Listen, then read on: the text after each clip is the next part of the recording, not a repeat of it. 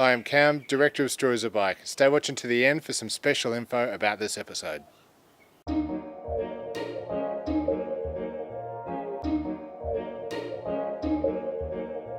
When I was a lot younger, I never saw my dad and my granddad ride. I did, however, constantly exposed to motorcycles. My dad always had photos of bikes, kept a collection of old helmets in the garage. I knew my grandfather rode old Enfields and Eases, and my dad had a couple of old bikes, Suzuki, including Harley. They always had a good collection of photos. I kind of grew up, I used to read Jupiter's Travels and Zen in the Arts, so the idea of long motorcycle touring has always been appealing. And then I planned to do it when I was 10 years' time, getting more financed and have an appropriate motorcycle. But I realised I was at a point in my life where there wasn't a whole lot really keeping me tied to one place. I thought, well, if I'm going to do it, I may as well do it now, and no time like the present, so I quit my job and took some casual work, and I've been prepping for the trip. I guess for me the plan is to basically see if I can take a bike from Sydney to London. But it seemed strange to take an appropriate motorcycle, so what I'm going to be taking is a 45-year-old Enfield, which is essentially the same motorcycle my grandfather had at my age. Same technology, similar vintage. I'm basically going to ride that and see if I can make it to London on it from Sydney.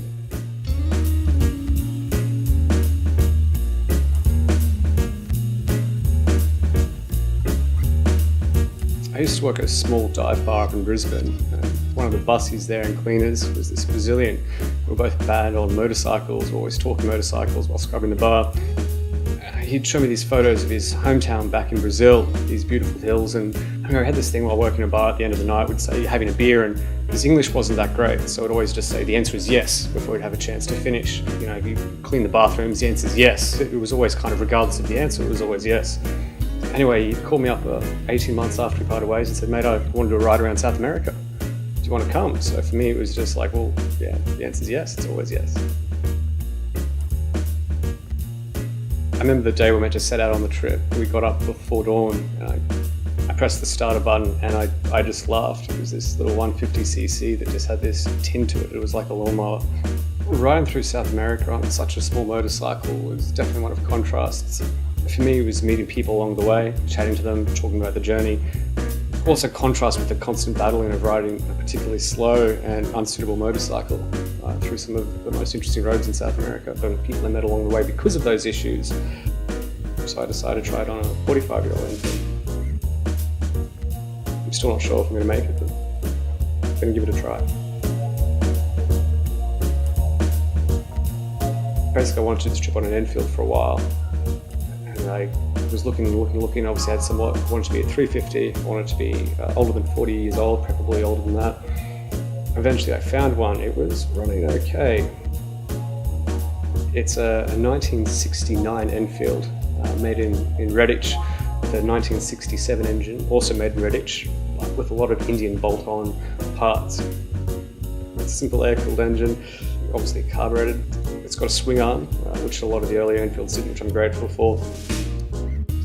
For me, the bike, it runs most of the time. I can get it tracked along well. The good thing about these bikes is they're so simple to work on. When they do go wrong, or if something does happen, it's easy to fix. It's quick to adjust, and you can usually do it on the side of the road with the Leathermans and a smile. For me, it's the perfect bike for long distance touring. How can you not like the vintage look of it? I mean, they haven't really changed much in the styling for 60 years. There's certainly a big appeal on that. There's nothing quite like pulling up, and everyone always asks what year it is, and a lot of people can't pick it. My father rides a 2012 Enfield Chrome, one of the newer models, and stylistically they're almost interchangeable, except obviously his is 500 cc's and fuel injected.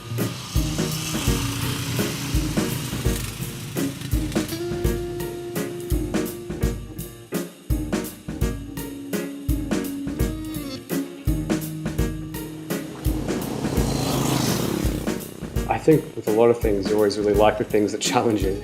Getting used to the shift, it's obviously a right side shift, left side brake, which is different to all the other bikes I'd ridden. So you learn to kind of adapt with that. It'd be interesting to see how our relationship is at the end of the trip. At the moment, it's somewhat temperamental, but as I said, you always like the things that challenge you.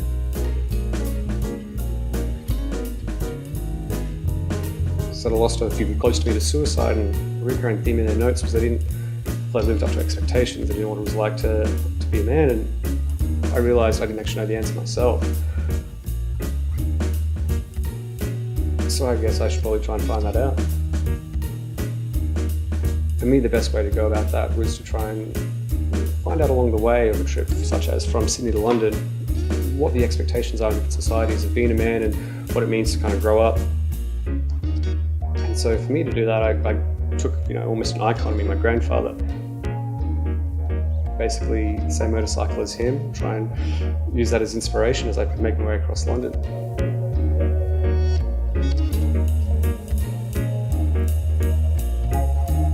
I'm looking forward to the challenges, I'm looking forward to the people I meet. I'm looking forward to maybe finding some answers to things I don't know yet.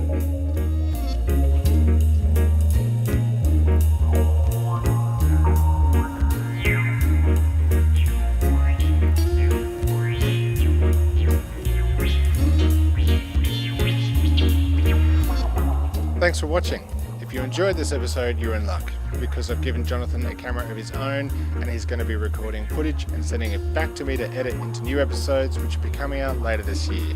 In the meantime, be sure to check out Jonathan's blog at theanswerisalwaysyes.co. Also, if you or anyone you know is suffering from depression, visit Beyond Blue at beyondblue.org.au. It's Jonathan's charity of choice, and he's raising awareness of men's depression with his journey from Sydney to London. Otherwise, hit the subscribe button, share and like this video for more videos from Stories of Bike. Bye.